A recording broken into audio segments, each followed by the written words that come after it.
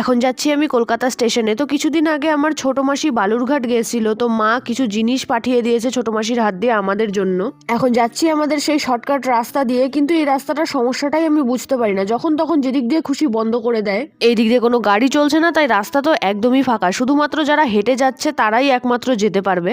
পৌঁছে গেছি আমি কলকাতা স্টেশন, আর আমি অনেকটা আগেই বাড়ি থেকে বেরিয়েছি। জানতাম এই রাস্তার কিছু না কিছু একটা নকশা লেগেই থাকে। এখান থেকে মাসি আর আমি চলে যাব বিধাননগর স্টেশনে, তারপর বিধাননগর স্টেশন থেকে লোকাল ট্রেনে তুলে দেবো মাসিকে। তো কিছুক্ষণ ওয়েট করার পর তেভাগাঁও চলে এসেছে, কিন্তু আজকে তো দেখছি আমি স্টেশনেও অনেক কাজ হচ্ছে, তাই অনেক রাস্তাই বন্ধ আছে। তো যাই হোক, এবার মাসিকে এখান থেকে রিসিভ করে ট্রেনে তুলে তারপর আমি ঘরে যাব। তো ঘরে এসে আমি দেখলাম মা কি কি জিনিস পাঠিয়েছে, আর একটা জিনিস তো প্রত্যেকবার কমন থাকে, কেউ কারোর হাত দিয়ে পাঠিয়ে দিলে বা আমি যখন যাই তখন কিছু নিয়ে আসলে কিছু না কিছু ওষুধ তো আমার থাকবেই। এবার যেহেতু অনেকদিন পরে আবার বাড়িতে যাব, তাই 3টে ওষুধের ডিব্বা এসে গেছে।